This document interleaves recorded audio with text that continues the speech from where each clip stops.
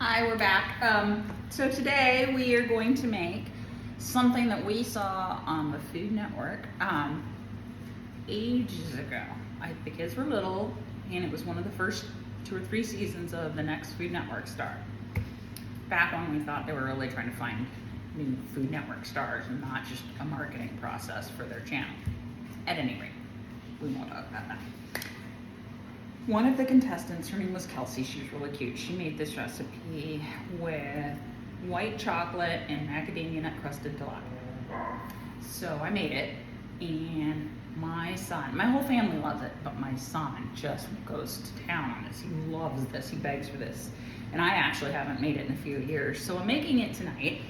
Of course, some of the ingredients I don't have or have enough of, so I'm going to compensate a little bit, but I'll tell you where I'm compensating and making substitutions, so you'll know. So what we start off with, I think the recipe calls for 6 tilapia fillets. I think I have more than 6 here. Oof, maybe I'll have fish tomorrow too. Let's see, let me take out what look like 6 good ones. The first step is to bread them, and that's what I'm going to get ready to do. So I'm just laying these out. 1, 2, 3, 4, 5, 6. Do I have any prettier ones? They look really meaty. That one's cute. I guess we're gonna have fish again soon. Or I could try to just make a little more since everybody likes it. Okay, we'll try to make 8, we'll see. So the first step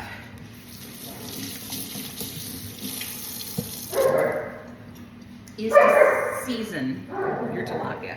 So that's a sprinkle of salt and pepper. And actually for a long time I would get those 5 pepper blends and grind them, and they were good, but my daughter just likes black pepper, and that works too, so that's why we're doing it. And I love sea salt, so this is Malden sea salt flakes, which I love, but Mediterranean sea salt.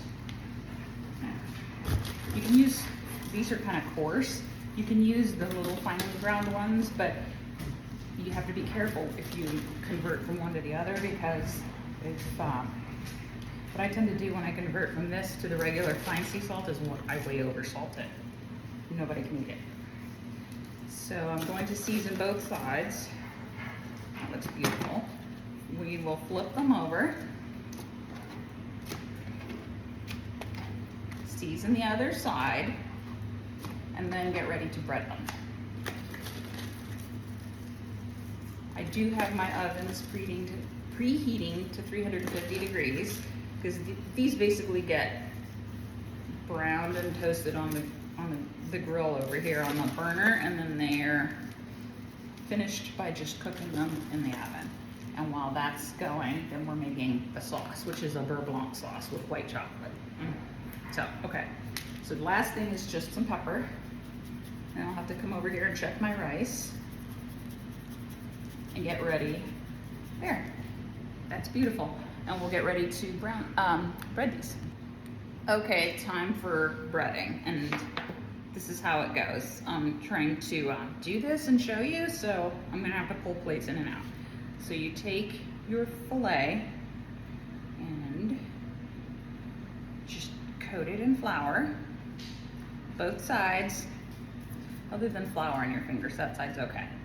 The next step is where it starts getting a little messy, and that's to take your egg wash. I have 2 eggs that are beaten, and just coat this so that it's all moistened, so the flour sticks to the fish, and then the egg sticks to the flour, and then put it in your last, which is your breading layer. And this is supposed to be 3 cups of ground macadamia nuts, but of course I only had 1 cup, so I added in almonds and a few pecans because I wanted it nutty, but I didn't want to not make my dish and disappoint everybody. Okay, so that's pretty. So I'll just lay this back here and work on the others. Okay, next step, I have 2 pans here heating. I don't know if it's in the middle. Maybe it's better to see this one. Okay, so they're on medium heat. I'm gonna put some olive oil on the bottom of both.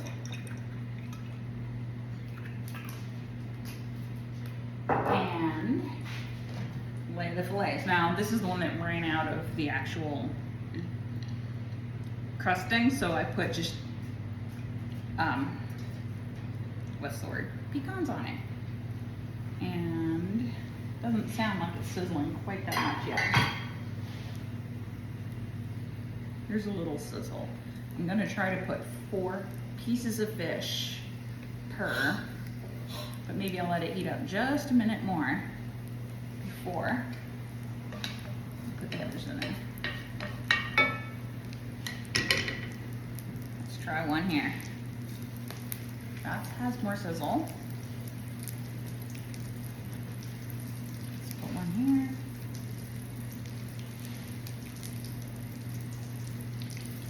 One here.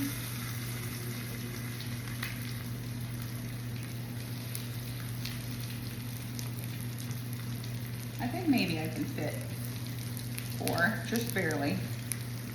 I hope they don't steam. This is supposed, I'm gonna heat it up a little more. These are supposed to brown, and it's supposed to take about 2 minutes per side.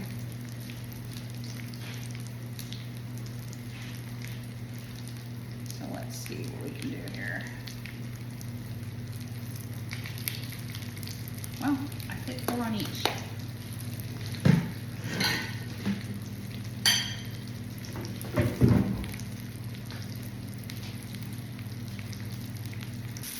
Okay, so those are browning really nicely. I have a spatula, and I have a sheet pan. And as soon as those finish browning on the other side, I'm going to put them on my pan and finish baking them in the oven. And here's my friend again. Okay, so those brown, I put them on my tray in the oven, 350 degrees for 7 minutes to finish baking until they're opaque throughout. So the next step is to actually make the sauce. I'm going to start off with, they say, a couple of tablespoons. I'm guesstimating. Let that warm up. It's sizzling a little bit. I think it's ready. Then about 1/3 cup of shallots that are chopped. Okay, you hear that? That means it's ready.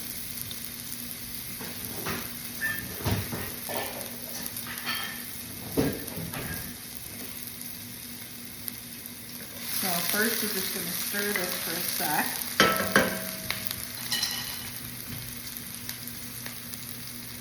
I might add in just a touch of salt and pepper. I like to season as I go. Not too much. Let's see here. Let that cook for a couple of minutes. They're getting nice and golden brown.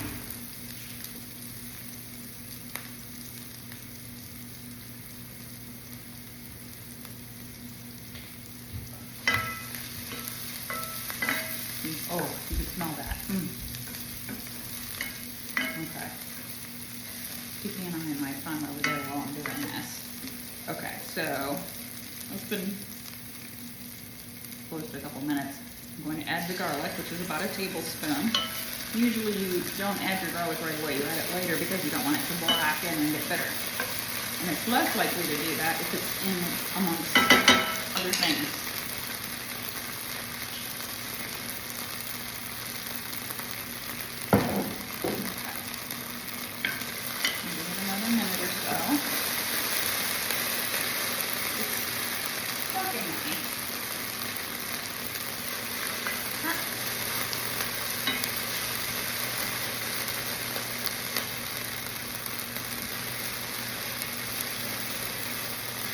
Beautiful.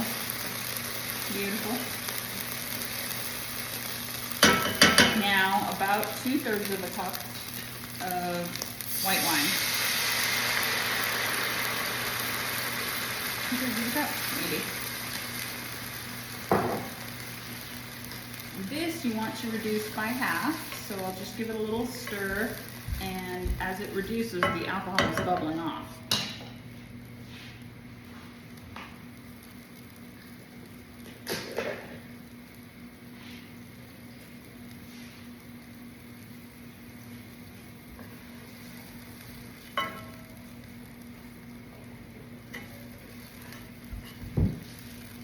Reducing. Oh, it still smells so good. we're getting close over here. Let me take a peek. Maybe I could use a little knife while I do that.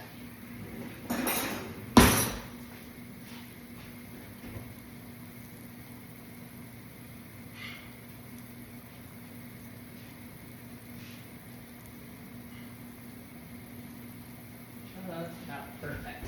That is really just about perfect. It's gonna take about a minute. This is reduced maybe by about a third to maybe about a quarter. It's still reducing. So we're concentrating the flavors while we get the extra water out, and it's boiling off the alcohol.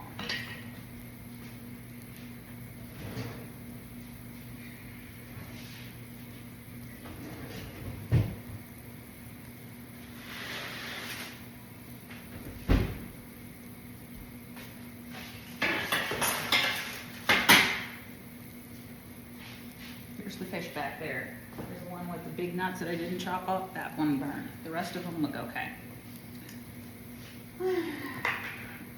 It looks like I get to eat that one.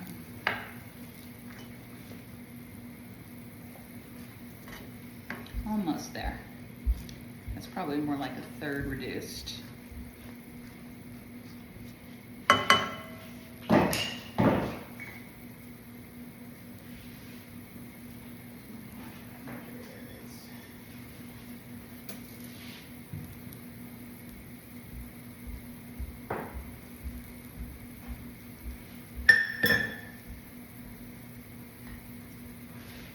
Oh, that's pretty good. Okay, so the recipe calls for ½ cup of coconut milk, which is there and beautiful. Now, of course, it also asks for a cup of heavy cream, and I don't have heavy cream, so I'm gonna substitute ½ cup of my regular low-fat milk.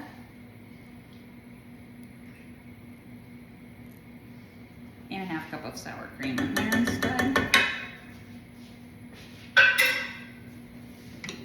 We're going to stir until all of this emulsifies.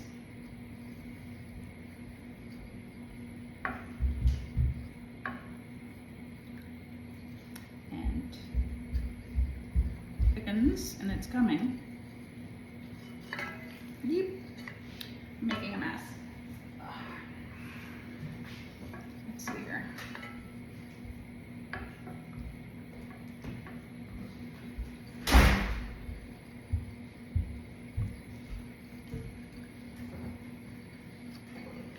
So I still have it on the heat while this is thickening up. My sour cream, I'll help it break down a little bit.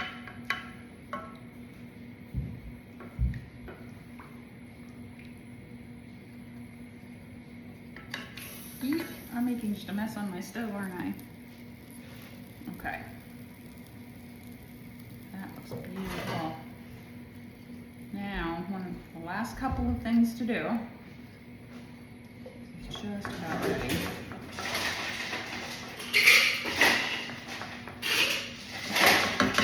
One, turn it off the heat. Two, you're probably gonna add about a couple of tablespoons worth of chocolate chips. You know, I love chocolate, a little more better. And let that just sit there for a minute while the chocolate chips soften, and then we'll stir them in, salt and pepper it, and it'll be ready. Okay, there's an oops. The recipe actually calls for reducing this by half before I actually put the chocolate. I had already put 2 ounces of chocolate in there, white chocolate, and let it soften. And I was about to stir it up and realized what I did. So I put it back on the heat. I'm stirring it continuously. It is bubbling and thickening. So my final product here probably is gonna have twice as much chocolate as I need. But like I said, a little more is probably better. We all love chocolate, white chocolate included. So this is reducing now, finally. Turning into more of a thick sauce consistency.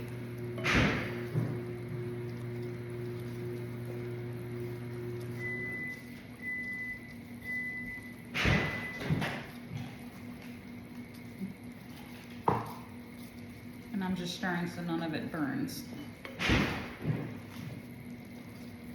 that's good. Almost perfect. Give it a minute. At that magic moment, you can tell. It's almost there.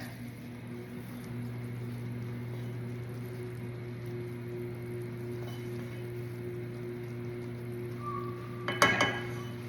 Take a little teeny weeny taste. I want to taste. Hang on, I'm tasting the sauce. Okay. That's good. Now I'm gonna put. That's delicious. I actually like it. Okay, my final 2 tablespoons-ish of chocolate. I turn the heat off.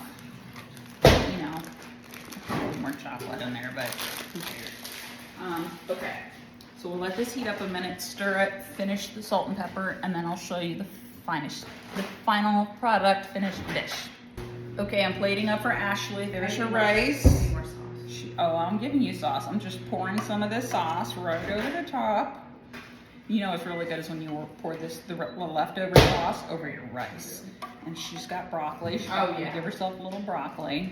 I know you can't see the fish anymore for the sauce, but just wait. Okay. I'll let her sit down and we'll come back for her comments. Okay, I actually won't show Ashley. Oh, here, hang on. Let's show Williams. He doesn't want sauce. There's his dish. Okay. Now I'll sit here and wait for Ashley. She's putting pepper on her broccoli. Now she's gonna try the fish. Here's the play-by-play.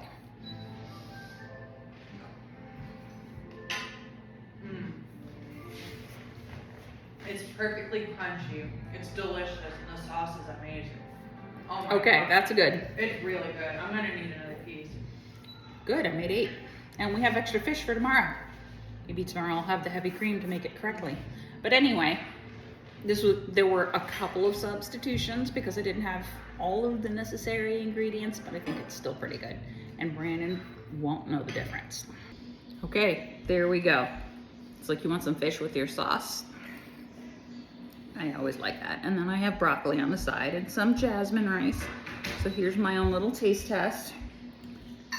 Steve's over there playing with the golf machine. Okay, see this? I hope it's crispy. Oh, it is. Mm-hmm. Mmm. It's amazing. Mmm. So good. Mmm. Okay, thumbs up.